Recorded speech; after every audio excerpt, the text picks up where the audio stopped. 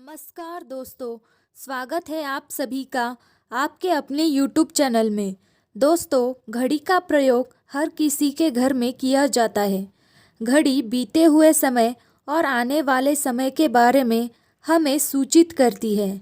अगर हमारे जीवन पर सबसे ज़्यादा किसी का प्रभाव पड़ता है तो वो है समय। हर किसी का समय एक जैसा नहीं होता।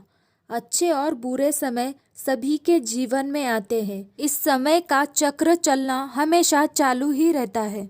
समय किसी के लिए नहीं रुकता। किंतु हम आपसे पूछे कि आप अपने समय को अच्छा बनाने के लिए कुछ उपाय कर सकते हैं, तो जी हाँ, आज हम घरों में लगी घड़ी जिससे हम रोज़ निहारते हैं, पर कभी हमने ये नहीं सोचा कि हमारा समय बदलने में और अच्छा समय लाने में घड़ी हमारा मदद कर सकती है। तो चलिए जानते हैं घड़ी के वास्तुशास्त्र के बारे में। दोस्तों, सबसे पहली बात, घड़ी के प्रकार। वास्तुशास्त्र में घड़ी अगर गोल और अंडा आकार की हो तो उसे सबसे उत्तम माना जाता है। लेकिन आजकल देखा जा रहा है कि बाज़ार में कई सारे प्रकार की घड़ियाँ मौजूद है। इसमें भगवान की फ़ोटो और घर के सदस्यों की फ़ोटो भी लगाए जाते हैं। दोस्तों, घड़ी के साथ तस्वीरें लगाना बिल्कुल भी सही नहीं है। इससे आपके घर के सदस्यों के जीवन पर समय का प्रभाव देखने को मिल सकता है। और भगवान की तस्वीर घड़ी में बिल्कुल भी ना लगाएं, क्योंकि भगवान की तस्वीर को रोज़ फूल, अगरबत्ती और दिए की आवश्यकता होती है, और घड़ी तो कई महीनों तक धूल में पड़ी रहती है। इससे भगवान का अपमान होता है और शुभ माना नहीं जाता है।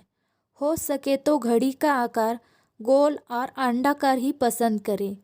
घड़ी का गोल या अंडाकार हमारे पृथ्वी के आकार को दर्शाता है। चौकोन घड़ी में नुकीले कोण होते हैं और वास्तुशास्त्र के अनुसार इसे सही माना नहीं जाता है और ये नकारात्मक ऊर्जा को बढ़ावा देती है। इसलिए बेहतर होगा कि आप घड़ी को घर में बिल्कुल भी ना लगाएं। दूसरी बात, घर में घड़ी को स्वच्छ और नया रखो। दोस्तों, जैसे कि हम सभी चाहते हैं कि हमारे जीवन में सब अच्छा और बेहतर होता रहे, तो उसके लिए हम खुद को संवारते हैं, नए कपड़े और नई चीज़ें पहनते हैं। उसी प्रकार अपने घर के घड़ी को स्वच्छ ही रखना चाहिए। समय समय पर घड़ी पर चढ़ी धूल और जालों को साफ करते रहिए। इससे आपका भाग्य भी धुंधला नहीं पड़ेगा। और कई घरों में आदत होती है कि पुरानी घड़ी को बनवा कर चलाते रहते हैं। एक जगह नई घड़ी आई तो पुरानी किसी और जगह लगा देते हैं। कृपया ऐसा ना करें। घर में पुरानी टूटी हुई, बंद हुई घड़ी बिल्कुल भी ना रखें।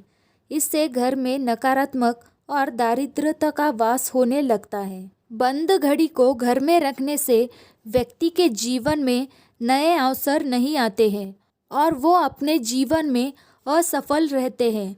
तीसरी बात, घड़ी की सही दिशा। घड़ी को कभी भी दक्षिण दिशा में नहीं होना चाहिए। दक्षिण दिशा यमलोक की दिशा मानी जाती है। काल का अंतिम चक्र यहीं से शुरू होता है। इसलिए वास्तुशास्त्र में घड़ी को इस दिशा में लगाना अशुभ माना जाता है। घर में घड़ी को उत्तर, पूर्व, पश्चिम दिशा में लगा सकते हैं, लेकिन ये ध्यान रखें कि घड़ी को कभी भी मुख्य द्वार, कमरे के दरवाजे और आने जाने वाले दरवाजे पर कभी ना लगाएं। इससे समय का प्रभाव आपके आने जाने की गति और दिनचर्या पर पड़ सकता है। घड़ी को हमेशा दीवार पर लगाइए, जिससे कि आप समय को सामने से देख सकें। चौथी बात, घड़ी के साथ कैलेंडर का भी ध्यान रखें। घड़ी समय का प्रतीक है, तो कैलेंडर उससे जुड़े तारीखों का लेखा जोखा बताता है। कैलेंडर को पूर्व और उत्तर दिशा में कभी नहीं लगाना चाहिए। इससे वास्तु दोष उत्पन्न होता है। कृपया नए कैलेंडर के साथ पुराना कैलेंडर कभी ना लगाएं। कैलेंडर और घड़ी दोनों ही आने वाले समय के सूचक हैं, जो हमें आगे बढ़ने की प्रेरणा देते हैं। उन्हें समय के अनुसार ही लगाना चाहिए। घड़ी को कभी पीछे समय के साथ ना रखें।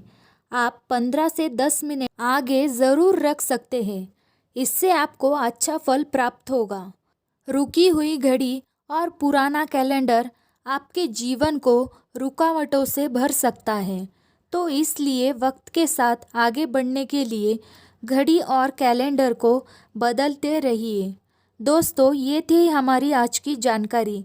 आपको ये जानकारी कैसे लगी, ये मुझे कमेंट बॉक्स में ज़रूर बताइए। साथ ही ऐसे ही नए नए वीडियोस देखने के लिए मेरे चैनल को जल्दी से जल्दी सब्सक्राइब कीजिए।